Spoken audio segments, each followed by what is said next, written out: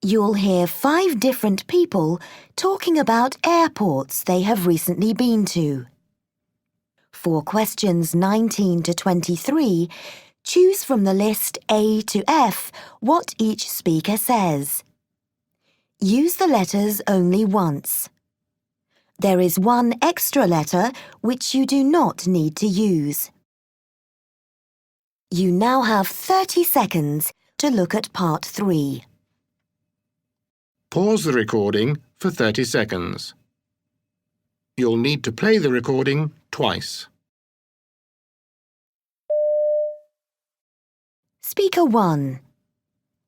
It may not be the biggest airport, but there's quite a lot to do there, especially if your flight is delayed by bad weather as ours was.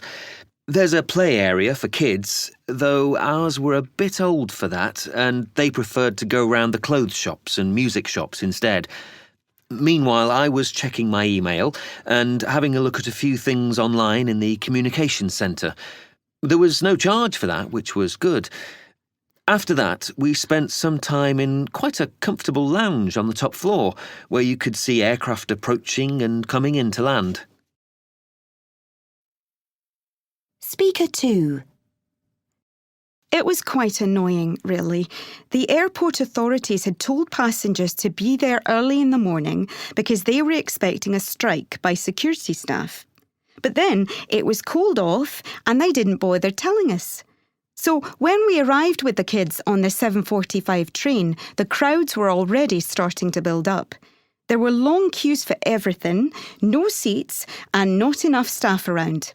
And the facilities for children weren't up to standard either. In the end, though, our flight was called and once we'd taken off, everything went fine. The flight attendants were helpful and efficient and we landed exactly on time. Speaker 3. Until last year, the only way to get to the airport was by road. But the underground now runs there from the city, with trains every few minutes, so getting there wasn't a problem at all. And we found our check-in desk easily enough. Once we'd dropped our cases off there, we went to a cafe for a snack, which was actually quite tasty. Then joined the queue to have our hand luggage checked. I don't know why, but on that particular day they were going very carefully through everybody's bags, with the result that we were there quite a while. But they were very polite, and we didn't really mind. Speaker 4. The main building itself was fine, all shiny and new, and almost everything within the airport worked well. My only complaints were that it cost rather a lot to get an internet connection on my computer, and also that it's not easy to get out there from the city centre, as the train doesn't run in the evening and the bus takes hours. Fortunately, somebody from the office offered me a lift and I got there quickly. I thought it might take some time to pass through all the security checks, but in fact there weren't many people in the queue and I was soon in the departure lounge. Speaker 5.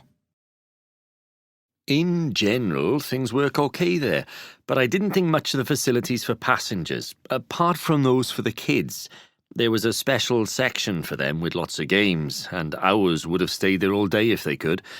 But for adults, there's nothing really, apart from some rather dull shops. There's no way to check your email, and there isn't even anywhere you can sit and watch the planes landing and taking off. I think if I had to wait there any length of time on my own, I'd probably take the bus downtown for a couple of hours, as there's a frequent and reliable service.